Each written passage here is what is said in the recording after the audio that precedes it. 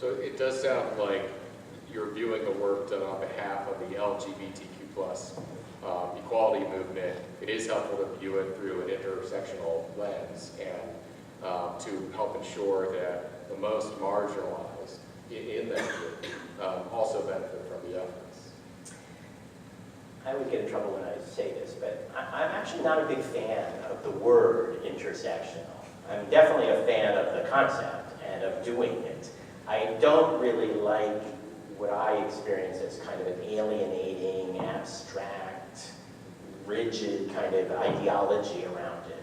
I think if you take that out and you ask the question in a different way, that, you know, is our work done if we have not made sure everybody is full and free and safe and included? Obviously the answer is no.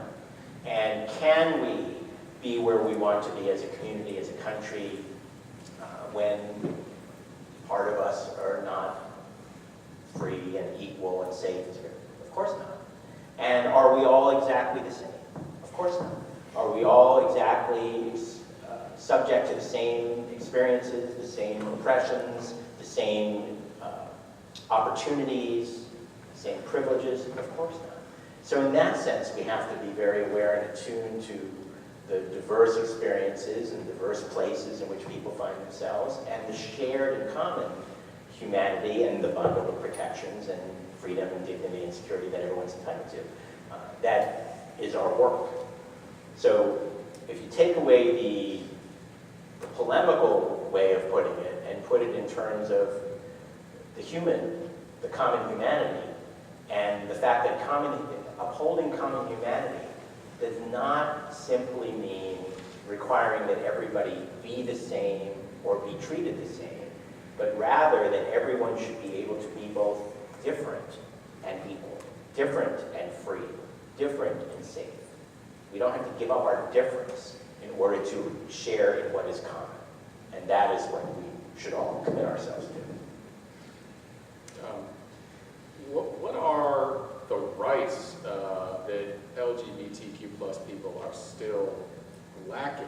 And what is the best way for the movement to attain those rights today?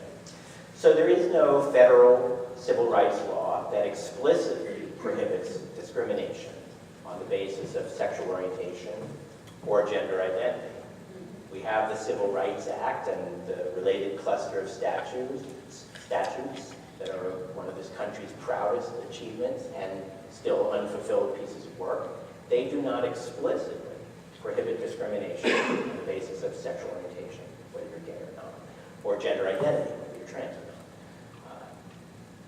I say explicitly because we in the movement have advocated that a proper interpretation of those civil rights statutes and their prohibition of discrimination on the basis of sex would be to interpret sexual orientation and gender identity as aspects of sex, and discrimination on those bases as being sex discrimination, and therefore they ought to be considered to be covered by those statutes.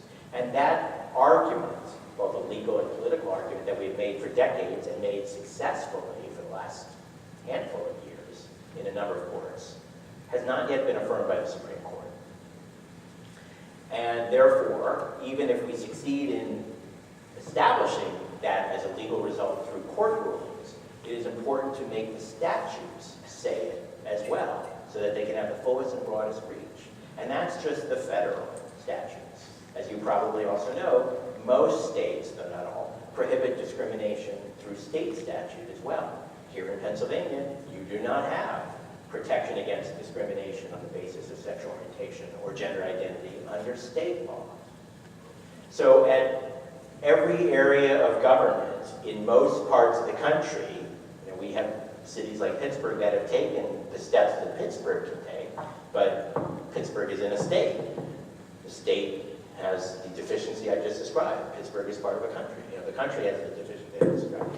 At every level of law, we have tremendous work to do to secure protections against discrimination on the basis of sexual orientation and gender identity in employment, in housing, in public accommodations. Public accommodations means basically businesses, services, facilities open to the public that everyone should be able to participate in, including, for example, bathrooms.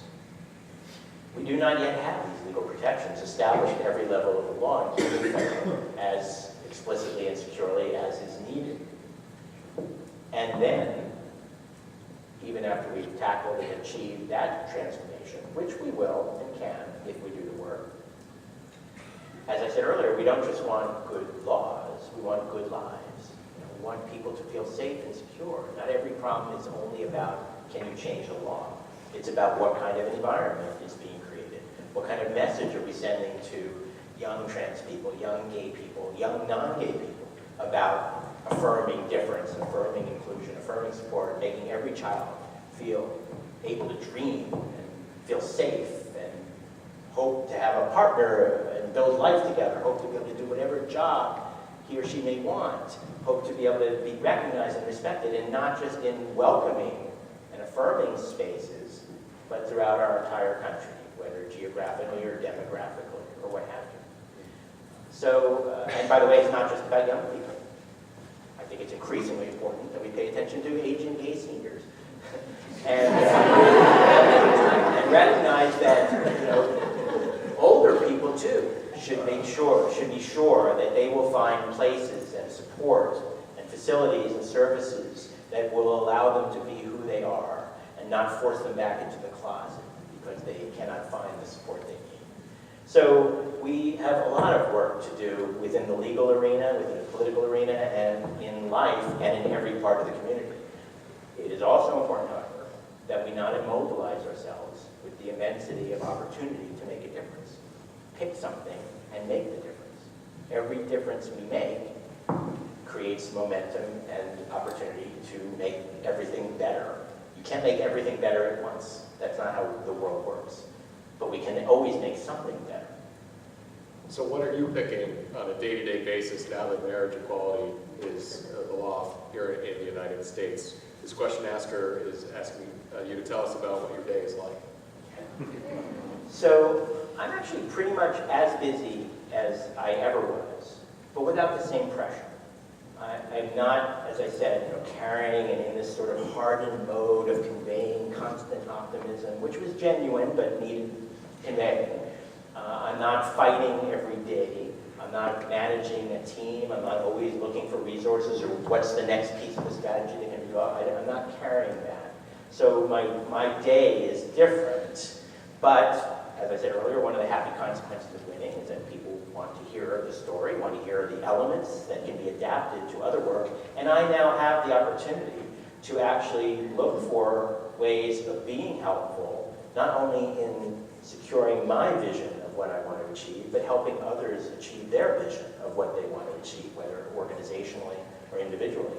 So the bulk of my time is spent responding to requests for advice and assistance from other movements, other organizations, other causes, other countries, here in the United States and in other countries. So whether it's helping advocates in a variety of countries win the freedom to marry in more parts of the world, whether it's helping strategize or solve problems or deliver inspiration with regard to the work of women's rights and access to abortion and health care here in the United States, the environment, education, animal rights, continuing work with LGBT. I am the pro bono senior advisor to the National Immigration Law Center, working to help bring the lessons of our campaign into the movement to get our country back on track with regard to immigration and end the toxicity around something so essential to our country's well-being and values. So there's still plenty left to do. And I would say, lucky as I feel to be able to do all those things and to still somewhat be in demand to talk and to share these elements, the thing even more than any one of those individual things that I care so much about, is getting our country back on track. We have to regain political power, reclaim our government as an instrument of the common good and our collective good and chance I get to try to figure out how to help advance the ending of this regime, the taking back of Congress and the state legislatures, and the committing them, even when they're in our hands again, to a renewed and reinvigorated civic investment, investing in the things that matter in America, doing things for the community, restoring a greater measure of prosperity and income equality, restoring the ability of labor and workers to advocate and to be a check on plutocracy and corporate greed, the ability to combat climate erosion and destruction, and make sure our world remains a world that is habitable and healthy, education opportunities. All these things depend on our coming together to reclaim the single most important instrument for the collective good, and that is our government.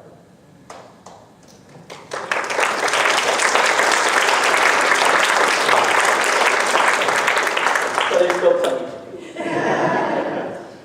We got a few more minutes, if that's okay, for a couple more questions. That was such a good ending. Okay. I'm happy to do that. I will say that there's been a theme in several of the audience questions, and that is this new Supreme Court. With Kennedy stepping down, Justice Kavanaugh ascending. For now, I think my dad might lead the effort to have him impeached.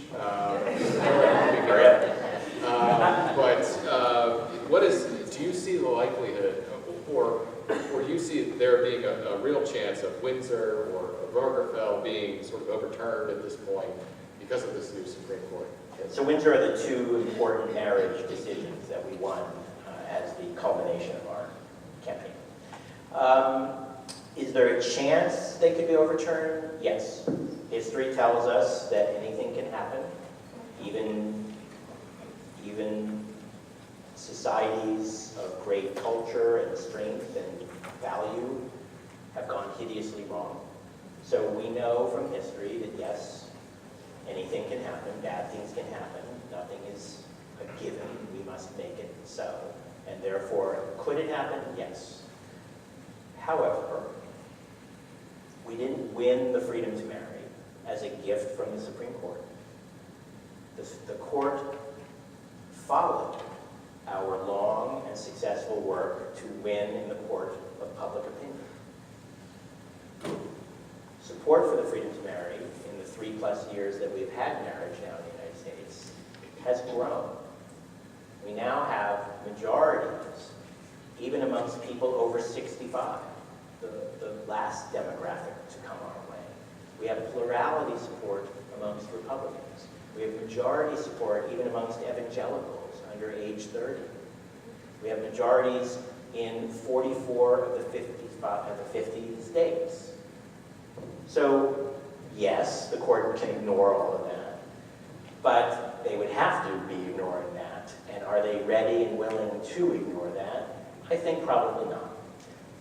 More than 1 million gay people have now gotten legally married in the United States. And for each one of those million, that represents people who danced at their weddings, people who sent gifts, still being accepted. Family, friends, communities, millions and millions and millions of conversations and people. All of that is the backdrop, as well as the nearly 100 rulings, including those 2 major ones from the court, it's the Supreme Court itself, that the court would have to defy in order to take that away. So is it possible? Yes. But if we do our work, as I said we should, on behalf of the many communities and many values, including our basic American vision of a country that works for we the people, if we do our work on that front, on those fronts, we will also be protecting the freedom to marry and the progress we have made. So of the many things that I either worry about or feel determined about, an excessive concern that taking away the freedom to marry is in the offing is not one of them. Well, Evan, thank you so much. Everyone, please join me.